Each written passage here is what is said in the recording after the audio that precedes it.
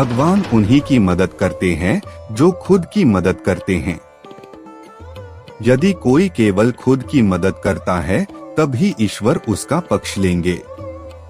वहीं दूसरी तरफ यदि हम किसी कठिनाई से बाहर आने या अपने लक्ष्यों को प्राप्त करने का प्रयास नहीं करते हैं, तब भगवान हमारे संघर्ष को आसान बनाने के लिए कभी हस्तक्षेप नहीं करते। भगवान केवल तभी हस्तक्षेप करते हैं जब व्यक्ति स्वयं अपनी मुश्किलों को दूर करने के लिए प्रयास कर रहा हो। भगवान तो सच्ची साधना से ही मिलते हैं। भगवान ने स्वयं कहा है कि इंद्रिय, मन और बुद्धि से वे परे हैं। उनका चिंतन और मनन नहीं किया जा सकता है। अगर चिंतन करने से वे मिलते तो अब तक भक्तों को उनका दिव्य दर्शन हो जाता। भगवान इतना दुख इसलिए देते हैं क्योंकि वह कभी भी नहीं चाहेंगे कि आप उनकी बनाई हुई किसी भी चीज को नुकसान पहुंचा है, इसीलिए वह आपको भी दुख पहुंचाते हैं जिससे आपको सबक मिल सके और आप फिर से कोई गलत काम ना करें। केवल वह व्यक्ति जो मेहनती और परिश्रमी है, भाग्य का पक्षधर होता है और उसे कुछ अप्रत्याशित मामलों में मदद मिल सकती है। वहीं दूसरी तरफ कोई व्यक्ति जो काम नहीं करता है लेकिन केवल खड़ा होकर प्रतीक्षा करता है तो उसे किसी की भी मदद नहीं मिलेगी, भगवान की भी नहीं। भगवान उन्हीं की मदद करता है जो खुद की मदद करते हैं। इस कहावत का अर्थ है कि कोई भी खुद ही अपनी मुश्किलों से बाहर निकल पाने में सक्षम होता है। यहाँ तक कि भाग्य, किस्मत या तथाकथित दैविक चीजें सिर्फ उन लोगों को ही दिखाई देती हैं जो लगातार खुद को मुखर कर रहे हैं। उन लोगों के लिए जो एक प्रयास तक नहीं करते हैं बल्कि बैठे रहकर अपनी परेशानियों का ईश्वर द्वारा हल किए जाने का इंतजार करते हैं, भगवान कभी भी किसी भी रूप में उनकी मदद के लिए नहीं आते और इस तरह से उनकी समस्याएं केवल बड़ी हो जाती हैं। इस कहावत का संदेश बेहद स्पष्ट है। मुश्किल समय में भगवान से प्रार्थना करें, लेकिन साथ ही कठिनाइयों को दूर करने के लिए अपना सर्वश्रेष्ठ प्रयास भी करें। यदि आप ईश्वर और स्वयं पर विश्वास के साथ प्रतिकूल परिस्थितियों से लड़ते हैं, तो आप निश्चित रूप से आशा की किरण देखते हैं। किसी भी कहावत का सही मतलब समझने के लिए उदाहरण सबसे बेहतर तरीका होता है।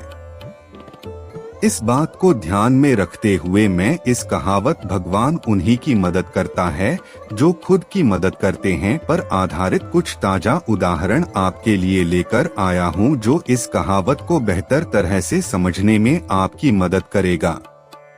इससे पहले कि कोच उसकी प्रतिभा को पहचान पाते, रोनेल 5 साल तक हर दिन बल्ले और गेंद से अभ्यास करता था। तब भी रोनेल भाग्यशाली था कि उसे सैकड़ों संभावित उम्मीदवारों के बीच चुन लिया गया। ठीक ही कहा गया है कि भगवान उन्हीं की मदद करता है जो खुद की मदद करते हैं। वे छात्र जो कभी परीक्षा के लिए अध्ययन नहीं करते हैं, न तो अच्छा परिणाम हासिल करते हैं और न ही इतने भाग्यशाली होते हैं कि कुछ मिलते जुलते प्रश्न प्राप्त कर सकें।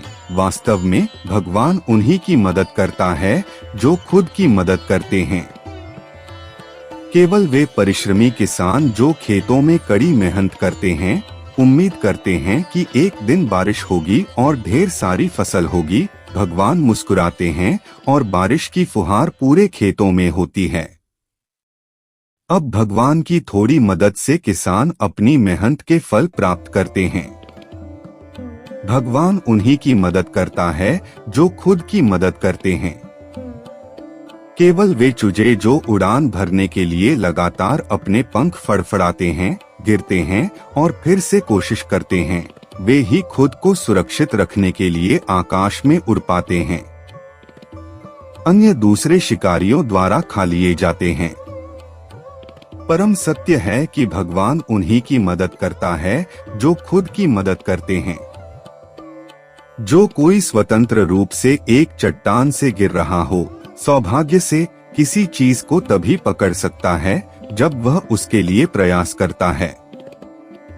यदि वह नहीं करता तो कोई भी उसकी मदद नहीं कर सकता, यहाँ तक कि भगवान भी नहीं।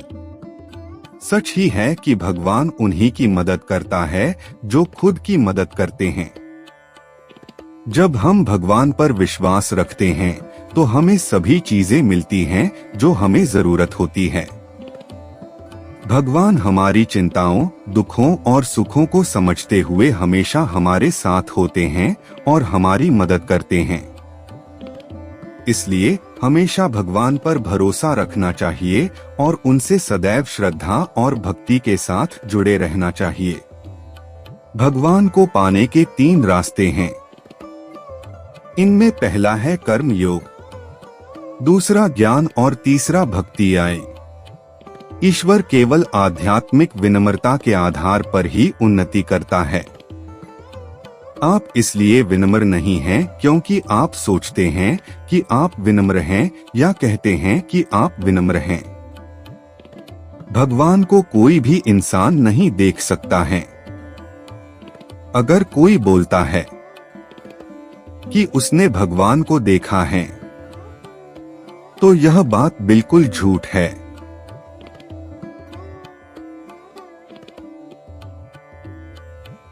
सोने को जितना आग में तपाया जाता है वह उतना ही शुद्ध होता है। यदि आप दुखी होते हैं तभी तो आपको यह पता चलता है कि इस जीवन के अंदर कुछ नहीं रखा है। यहाँ दुख के सिवाय कुछ नहीं है। भगवान का नाम जाप करो या कोई भी तरीका यूज करो, बस किसी तरह से जीवन मरण के चक्र से जिस दिन आजादी मिल जाएगी उस दिन बड़ा सुकून मिलेगा। यह बात अच्छे लोग ही जानते हैं। मूर्ख लोग थोड़े से धन को प्राप्त करके खुश होते हैं, वे रिश्वत और कुकर्म करके खुश होते हैं।